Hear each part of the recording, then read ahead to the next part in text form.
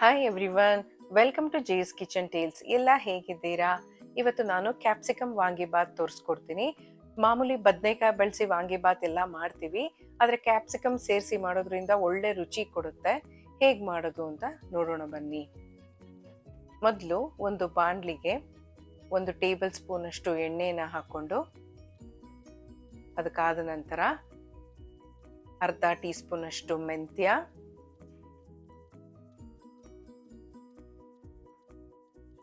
1 ಚಕ್ಕೆ, 2 ಲವಂಗ ಹಾಗೂ 1 ಏಲಕ್ಕಿ ತಗೊಂಡಿದ್ದೀನಿ. ಬೇಕಾದರೆ ಜಾಕಾಯಿ ಜಾಪತ್ರೆನೂ ಸೇರಿಸ್ಕೊಳ್ಬೋದು. ನಂತರ 1 ಟೇಬಲ್ ಸ್ಪೂನಷ್ಟು ಕಡಲೆಬೇಳೆ,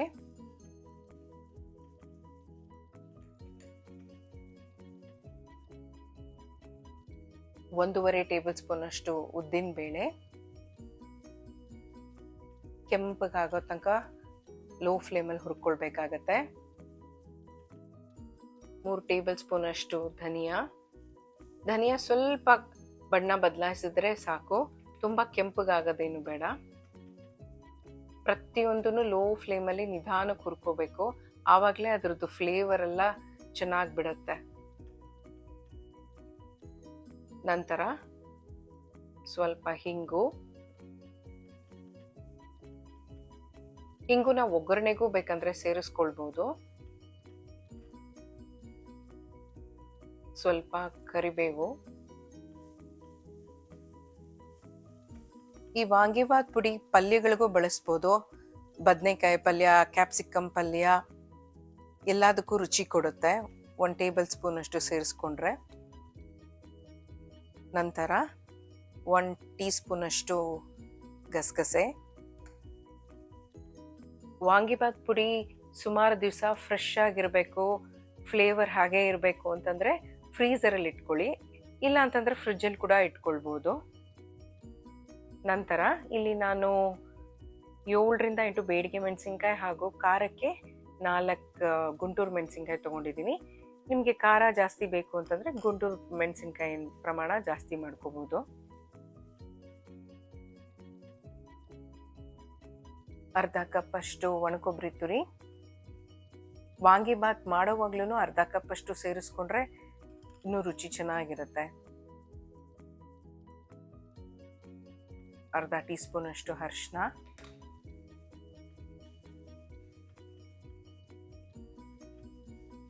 ವಾಂಗಿಬಾತ್ ಪುಡಿ ಮಾಡ್ಕೊಳ್ಬೇಕು ಅಂದರೆ ಈ ಥರ ಲೋ ಫ್ಲೇಮಲ್ಲಿ ನಿಧಾನಕ್ಕೆ ತಾಳ್ಮೆಯಿಂದ ಹುರ್ಕೊಳ್ಬೇಕಾಗತ್ತೆ.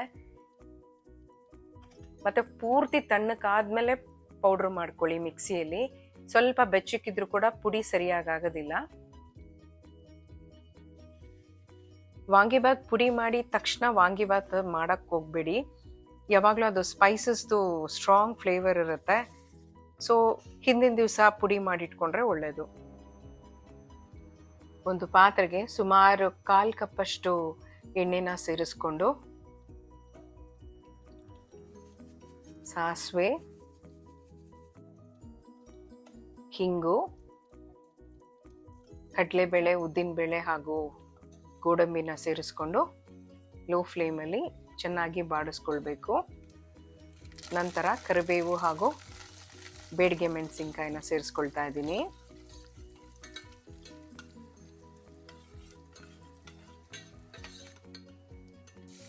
ನಂತರ ಹೆಚ್ಚಿಟ್ಕೊಂಡಿರುವ 1 ದಪ್ಪ ಮೆಣಸಿನ್ಕಾಯಿ,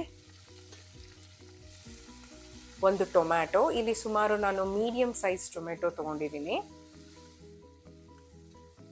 ಅರ್ಧ ಕಪ್ಪಷ್ಟು ಹಸಿ ಬಟಾಣಿ,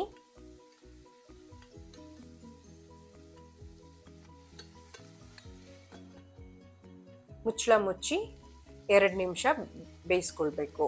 ನಂತರ ಹೆಚ್ಚಿಟ್ಕೊಂಡಿರುವ 5 ಬಿಳಿ ಬದನೆಕಾಯಿ ಸೇರಿಸ್ಕೊಳ್ತಾ ಇದ್ದೀನಿ.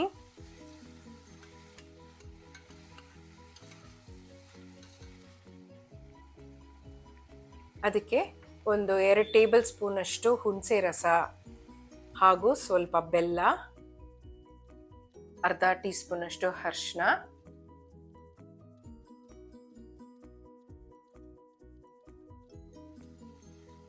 4ರಿಂದ 5 ಟೇಬಲ್ ಸ್ಪೂನ್ ವಾಂಗಿಬಾತ್ ಪುಡಿ ಸೇರಿಸ್ಕೊಂಡು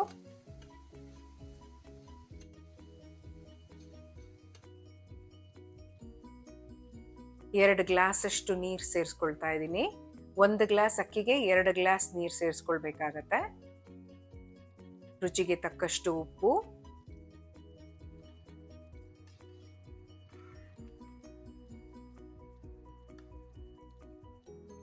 ನೀರು ಕುದಿಯೋಕ್ಕೆ ಶುರು ಆದಾಗ ತೊಳೆದು ನೆನೆಸಿಟ್ಕೊಂಡಿರುವ 1 ಗ್ಲಾಸ್ ಅಕ್ಕಿಯನ್ನು ಸೇರಿಸ್ಕೊಳ್ಬೇಕು.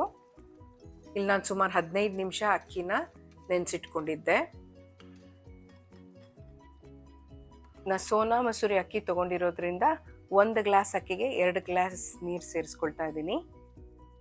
ಕಡೆಯದಾಗಿ ಅರ್ಧ ಕಪ್ಪಷ್ಟು ಒಣಕೊಬ್ಬರಿ ತುರಿ ಎಲ್ಲ ಚೆನ್ನಾಗಿ ಮಿಕ್ಸ್ ಮಾಡಿ ಮೀಡಿಯಂ ಫ್ಲೇಮಲ್ಲಿ ಪ್ರೆಷರ್ ಕುಕ್ ಮಾಡ್ಕೊಳ್ಳೋಣ.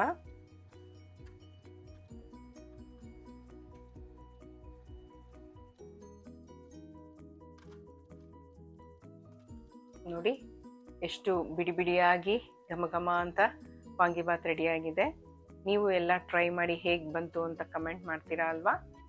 ನನ್ನ ಚಾನಲ್ನ ಲೈಕ್ ಮಾಡಿ ಸಬ್ಸ್ಕ್ರೈಬ್ ಮಾಡ್ಕೊಳ್ಳಿ. ಪಕ್ಕದಲ್ಲಿರೋ ಬೆಲ್ ಐಕನ್ನ ಕ್ಲಿಕ್ ಮಾಡೋದು ಮರಿಬೇಡಿ. ಮುಂದಿನ ವಿಡಿಯೋದಲ್ಲಿ ಮತ್ತೆ ಸಿಗೋಣ. ಅಲ್ಲಿ ತನಕ take care, love you all, bye.